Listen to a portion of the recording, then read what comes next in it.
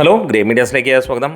ടെക്നോളജിയും സോഷ്യൽ മീഡിയയും ഒക്കെ വളർന്നത് നമ്മുടെ പ്രൊഡ്യൂസർ അസോസിയേഷൻ അറിഞ്ഞിട്ടില്ല എന്ന് തോന്നുന്നു. അവരുടെ പറ്റുബുക്കിൽ എഴുതിയിരിക്കുന്ന കണക്കുകൾ പുറത്തുവിടുമ്പോൾ അത് മണ്ടത്തരമാണോ എന്ന് മിനിമം ഒന്ന് ചെക്ക് ചെയ്യുമെങ്കിലും ചെയ്യേണ്ടതാണ്. നമുക്കും അറിയാം പ്രൊഡ്യൂസർ അസോസിയേഷനിൽ ഒരുപാട് പേരെ, അത്യാവശ്യം നന്നായി അറിയാവുന്ന ഏതാനും പേരുമുണ്ട്.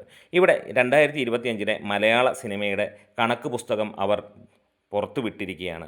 ഈ പുറത്തുവിട്ടിരിക്കുന്ന കണക്കുകൾ അവരുടെ രീതിയിലുള്ള സൂപ്പർ ഹിറ്റുകളുമൊക്കെ വന്നിരിക്കുന്നു. വിരോധാഭാസം എന്ന് പറയാനുള്ള കാര്യം വേറെ ഒന്നുമല്ല, എക്കോ എന്ന ചിത്രം ഹിറ്റ് സ്റ്റാറ്റസിൽ കൊടുത്തിരിക്കുന്നു. കളങ്കാവൽ എന്ന ചിത്രം ഹിറ്റ് സ്റ്റാറ്റസിൽ കൊടുത്തിരിക്കുന്നു. അതിനും മുകളിൽ എമ്പുരാൻ എന്ന സിനിമ സൂപ്പർ ഹിറ്റിലേക്ക് കൊടുത്തിരിക്കുന്നു. അതുതന്നെയാണ് ഇതിനകത്തിലെ ഏറ്റവും വലിയ ബ്ലണ്ടർ എന്ന് തന്നെ പറയാം. സാധാരണ സിനിമയെ താല്പര്യമില്ലാതെ വെറുതെ കാണുന്ന ആളുകൾക്ക് പോലും ചിന്തിച്ചാലറിയാവുന്ന കാര്യമാണ് ഈ സിനിമകളൊക്കെ അങ്ങോട്ടും ഇങ്ങോട്ടും മാറേണ്ട കാര്യമാണ്. എമ്പുരാൻ പോലെയുള്ള ഒരു ചിത്രം സൂപ്പർ ഹിറ്റ് എന്നൊക്കെ പറഞ്ഞാൽ പറഞ്ഞവനെ ഇങ്ങ് പിടിച്ചോണ്ട് പോകാൻ എന്ന് മോഹൻലാൽ പറഞ്ഞ പോലെ തന്നെ വേണ്ടി വരും. എമ്പുരാൻ്റെ ബഡ്ജറ്റ് തന്നെ ഏറ്റവും കുറഞ്ഞത് 180 കോടിക്ക് മുകളിൽ എന്നുള്ളതാണ്. ഇതുവരെ പുറത്തൊന്നും വിട്ടിട്ടില്ല. ഗോകുലം ഗോപാലിന് ഇറങ്ങിയിട്ടാണ് സിനിമ റിലീസ് ചെയ്തതെന്നുള്ളതും ആരും മറക്കണ്ട. അപ്പോൾ ആ ഒരു സിനിമയ്ക്ക് ആകെ കേരള ബോക്സ് ഓഫീസിൽ നിന്നും മൊത്തം അല്ലെങ്കിൽ വേൾഡ് വൈഡ് ബോക്സ് ഓഫീസിൽ നിന്ന് കിട്ടിയ കണക്കുകളെല്ലാം എല്ലാവർക്കും അറിയാവുന്നതാണ്. ആ സിനിമ വിജയിക്കണമെങ്കിൽ മിനിമം 300 കോടിയെങ്കിലും വേണം. 265 കോടി ആണ് കിട്ടിയതായി തള്ളി എത്തിച്ചിരിക്കുന്ന കണക്കുകളെന്ന് തന്നെ നമുക്ക് പറയേണ്ടി വരും. എന്താണേലും എമ്പുരാൻ അത്ര ഗംഭീര സംഭവങ്ങളൊന്നും ആയിരുന്നില്ല. പക്ഷേ ഇവിടെ ആരൊക്കെയോ അതിനെ അങ്ങ് വെളുപ്പിക്കാൻ ശ്രമിക്കുന്നു. എന്തിനു വേണ്ടി, ആർക്ക് വേണ്ടിയിട്ടെന്നുള്ളതാണ്. ഇത് പൊതുജനങ്ങൾക്ക് നന്നായി അറിയാം ഏത് സിനിമയാണ് നല്ലത് അല്ലെങ്കിൽ ഏതൊക്കെയാണ് വിജയിച്ചത് എന്നുള്ളത്. നിങ്ങൾ കണക്ക് പുസ്തകത്തിൽ എഴുതുന്നതൊന്നും വിശ്വസിക്കാൻ ഇവിടെ മണ്ടന്മാരില്ല. പണ്ട് കാലങ്ങളിൽ ആരെങ്കിലും ഉണ്ടെങ്കിൽ അവരൊക്കെ കാലം കഴിഞ്ഞ് പോയിരിക്കുന്നു സുഹൃത്തെ എന്ന് എനിക്ക് പറയാനുള്ളൂ.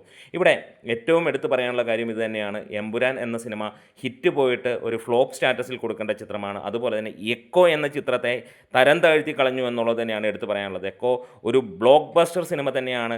അങ്ങനെയുള്ള സിനിമകൾ ഇനിയും വരേണ്ടതാണ്. അതിനെ വലിയ രീതിയിൽ തരം താഴ്ത്തിയിരിക്കുന്നു പ്രൊഡ്യൂസർ അസോസിയേഷൻ എന്ന് പറഞ്ഞാൽ. കളങ്കാവൽ എന്ന ചിത്രം അതിൻ്റെ പ്രൊഡക്ഷൻ കോസ്റ്റ് 10 കോടിക്ക് താഴെ എന്നുള്ള, അല്ലെങ്കിൽ 10 കോടി മാക്സിമം അത്രയും തന്നെ ഉള്ളൂ.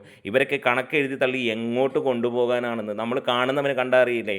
അതായത് എടുത്തു പറയാനുള്ള ഈ സിനിമ 8 ഇരട്ടി കളക്ഷൻ ഇന്ന് ബോക്സ് ഓഫീസിൽ നിന്ന് നേടിയിരിക്കുന്ന ചിത്രം അതൊരു ബ്ലോക്ക് ബസ്റ്റർ സ്റ്റാറ്റസിൽ നിൽക്കുന്നതാണ്. ലോകയും തുടരുമൊക്കെ ബ്ലോക്ക് ബസ്റ്ററാണ്. അവർ പറഞ്ഞിട്ടുണ്ട് സൂപ്പർ ഹിറ്റ്സ് എന്ന്. സൂപ്പർ ഹിറ്റ്സ് അല്ല, അതൊക്കെ ബ്ലോക്ക് ബസ്റ്ററാണെന്ന് ഒന്ന് പറഞ്ഞു തരികയാണ്.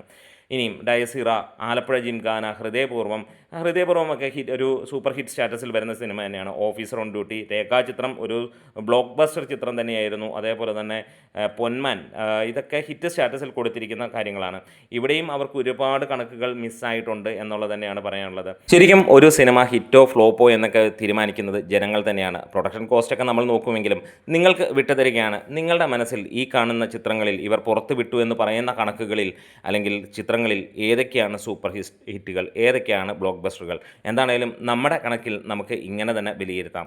മോഹൻലാലിന് ഇക്കുറി 2 സൂപ്പർ ഹിറ്റ് ചിത്രങ്ങൾ അല്ലെങ്കിൽ ബ്ലോക്ക് ബസ്റ്റർ ചിത്രങ്ങളുണ്ടായിരുന്നു. ഒരെണ്ണം ഒരു ഇൻഡസ്ട്രി ഹിറ്റായ തുടരവും, രണ്ടാമത്തേത് നമുക്ക് എല്ലാവർക്കും അറിയാവുന്ന ഹൃദയപൂർവ്വം. മമ്മൂട്ടിയെ സംബന്ധിച്ചിടത്തോളം ഒരു സൂപ്പർ ബ്ലോക്ക് ബസ്റ്റർ അല്ലെങ്കിൽ മെഗാ ഹിറ്റും ഒരു ആവറേജ് ഹിറ്റ് സിനിമയും ഉണ്ടായിരുന്നു. ഡൊമിനിക് ആൻഡ് ദ ലേഡീസ് പേഴ്സാണ് അതിനകത്തിൽ ആവറേജ് ഹിറ്റായി വന്നത്. അങ്ങനെ തുടങ്ങുന്നു. ഈ 2 താരങ്ങളുടെ മാത്രമേ പേര് പറയുന്നുള്ളൂ. അങ്ങനെ തുടങ്ങുന്ന കണക്കുകൾ ഇതിനകത്തിൽ ഈ എക്കോ എന്ന് പറഞ്ഞാൽ ഏറ്റവും വലിയ ഒരു ബ്ലോക്ക് ബസ്റ്റർ എന്ന് തന്നെ പറയാം. ആദ്യ 10ൽ തന്നെ എത്തേണ്ട ചിത്രം. പൊന്മാൻ ഒരു ബ്ലോക്ക് ബസ്റ്റർ ചിത്രം എന്ന് തന്നെ പറയേണ്ടതാണ്.